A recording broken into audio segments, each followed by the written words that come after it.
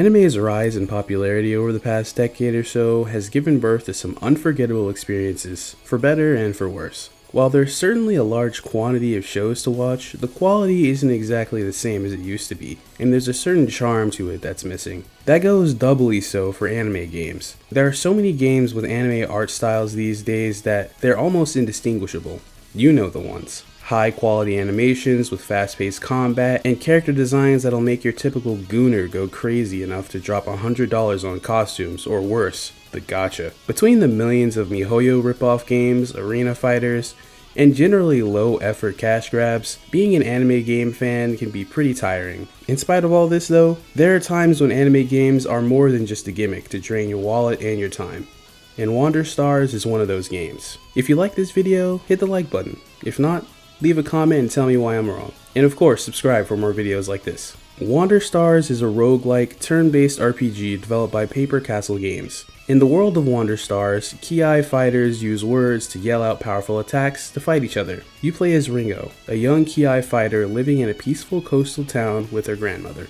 This peaceful life is quickly upended when people from outer space start appearing in town, searching for pieces of the Wander Star map. Each piece is drawn to the other, and according to legend, if you collect all the pieces, you can have your wish granted. When Ringo discovers her long-lost brother has a piece of the Wander Star map, she decides to join up with a sketchy space merc named Wolf to find the other pieces of the map and her brother. I really enjoyed the story for this game. There aren't any crazy plot twists or super complex characters, but I was always interested in seeing where the story would go next. While there are some tense moments, the story never takes itself too seriously. It's a zany world with surfing capybaras and goofy Power Ranger-esque police officers. At the heart of all this is our lovable protagonists, Ringo and Wolf. Ringo being the loud, oblivious meathead, and Wolf playing the sarcastic straight man, means these two are always quipping back and forth. They start out not wanting anything to do with each other, but over time they start to open up and grow to care for one another. You'll quickly start to like them and become invested in their journey, which will make those rare, serious moments all the more impactful. As the story progresses, you'll meet more and more crazy characters to fall in love with or laugh at.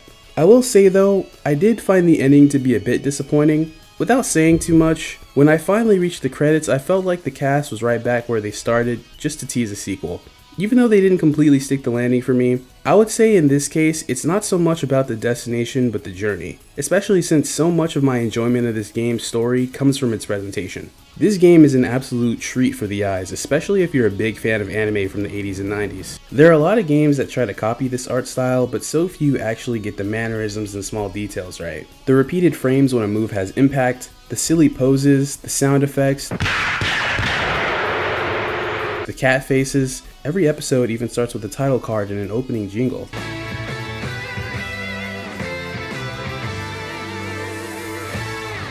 You can tell the people who made this clearly grew up with and have a reverence for this specific time frame in Japanese animation. Dragon Ball, Sailor Moon, and Cowboy Bebop, among others, are clear inspirations for the general aesthetic and its story. They get a lot out of very little with the cutscenes in this game too. They're all just a few seconds long, but they're always stylish and used during impactful moments. The music is also excellent. There are a bunch of nods and homages to different classic anime tracks that have me grinning each time I notice them. This attention to detail and devotion to classic anime continues into the game's mechanics too. As I said before, in the world of Wander Stars, people use words to fight each other, and different words do different things. There are action words, elemental words, and modifier words. You can only use one action word and one elemental word per combination, but can use as many modifiers as you like. So for example, you could have Ringo say super duper fire drop kick, and she'd unleash a really strong flaming dive kick on her enemies. After using a word, it goes on cooldown, so you have to be careful when deciding when to use a word and on who. That last part is important because enemies have weaknesses you can exploit to deal additional damage. Exploiting weaknesses will also give you SP, which can be consumed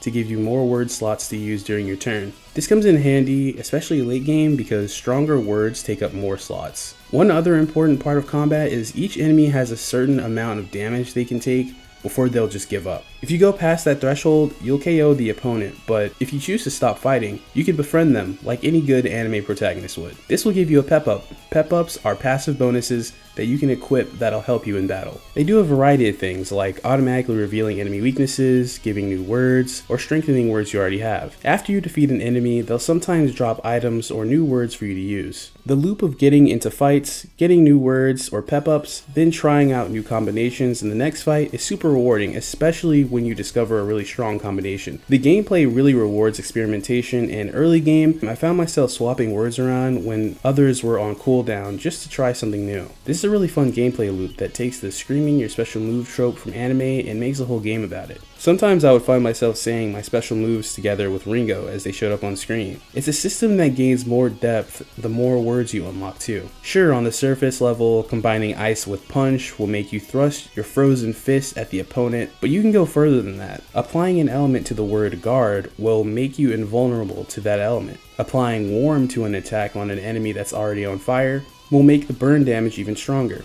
If you remove an enemy's guard, you'll have a higher chance at successfully stealing from them. It just goes on and on. You can tell the developers put a lot of thought into how each word can interact with as many words as possible, regardless of how absolutely broken some of these combinations can be. I ended up one-turning most early combat encounters because the only limit you have in this game is your imagination. Because of this though, you tend to start steamrolling enemies regardless of their weaknesses. At first, I was trying out different combinations to figure out what the enemy might be weak against, but midway through the game, you get access to some crazy powerful stuff. The different words and pep-ups do change each time you play through an episode, so it's possible for some reason I just got crazy lucky all the time, but I doubt it. Speaking of which, because this game is a roguelike, each level is broken up into episodes. Between each episode, you're able to purchase permanent upgrades to stats and buy words, making them a permanent part of your vocabulary. Before you start an episode, you choose which words you want to take with you on your run, and select between favorable, balanced, and risky. Each modifies how much honor you get from battles, which is the currency you use for upgrades. Each episode plays out on various maps, similar to a board game. Some spaces have battles, some have random events where you'll talk to NPCs, and others will have you finding treasure. Each new space you walk on reduces your word cooldowns, so you'll want to explore the map a bit between each fight you get into, so you're not at a disadvantage. The random events on the map are fun diversions, and they change with each run, but don't do enough to mix up the experience, leading to the game feeling pretty repetitive after long sessions. It's really a lot of fighting, and while I enjoyed the combat, as I said, late game you're able to just brute force most encounters, so a lot of the strategy that was present early game is gone late game. It feels like the developers were aware of this because they start to spice things up with the maps with different gimmicks like being chased by enemies, making the map dark so you can't see, or having roaming enemies that you have to avoid, but they didn't do enough to make me want to play for longer than one episode at a time. Despite a few gripes, I really enjoyed my time with Wander Stars. While episodes tend to drag, the unique combat system has a lot of depth and replayability. The story didn't totally stick the landing, but it was a fun ride with lovable characters and an awesome art style that paid homage to some of my favorite anime growing up. Most of all, this game just has soul, man. Like, you can tell the devs really poured their hearts into it and wanted both the art and the gameplay to be as fun and expressive as possible. I have no doubt that if this game does get the sequel that they're teasing, it'll be even better than this one. So what did you guys think? Did you play Wander Stars? If so, what was your favorite word combination? Matter of fact, what's your favorite 80s anime?